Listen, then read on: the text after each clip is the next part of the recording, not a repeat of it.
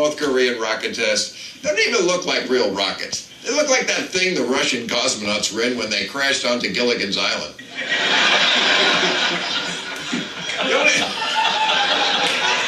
The only thing Kim Jong-un never conquered is a box of donuts. I am not worried about him, but I do worry about America's military-industrial complex using any excuse to ramp up the war machine again.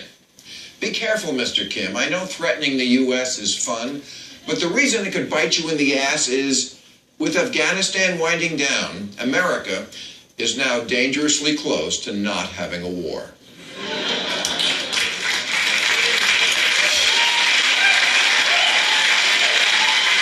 And if you know our history, that is something we will not tolerate.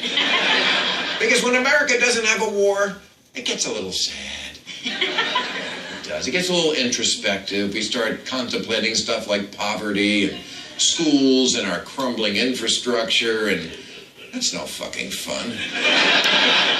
Just like we're the gun country, come on, we're the war people. We don't need a lot of encouragement. Have you ever met John McCain? Offering to go to war with the U.S. is like offering to go out for drinks with Lindsay Lohan.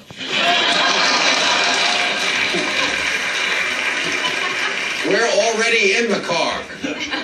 Preemptive wars, just wars, wars of choice, wars of liberation, drug wars, wars we put on the credit card. Anything with war in the title, we are so there.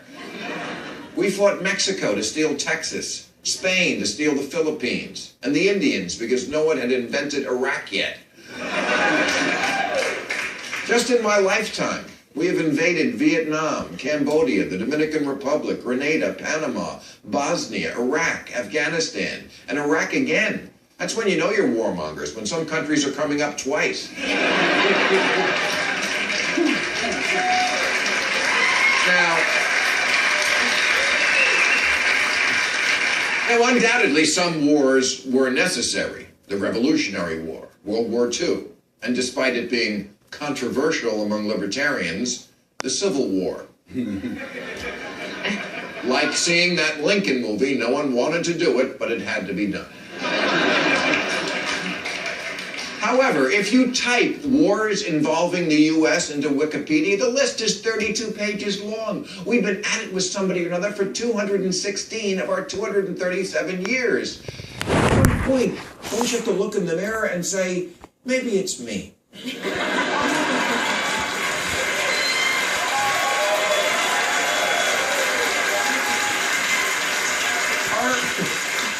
Our defense budget uses up to 50% of our discretionary spending, and almost all of it since 9/11 has been on the layaway plan. By 2020, we'll have spent $1 trillion on Afghanistan and Iraq just on the interest. So I'm sorry, North Korea, I know this sounds harsh, but you're just going to have to kill yourself. Because America needs to start defining peace as strength.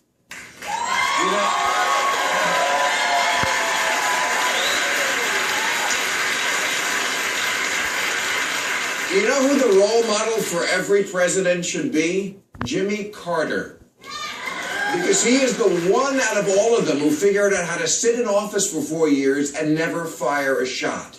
And every president's negative example should be Dick Cheney, who even shot his friends in the face.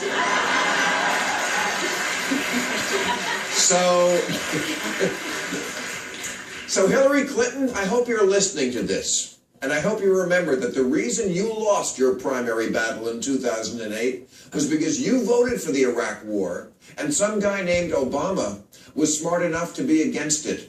And in your upcoming campaign, I mean, if there is one, who knows? Anything could happen. I hope you know you don't have to run as an iron lady. That was your mistake last time. Because what good is being the first female president if you still have to be a dick? Thank you very much.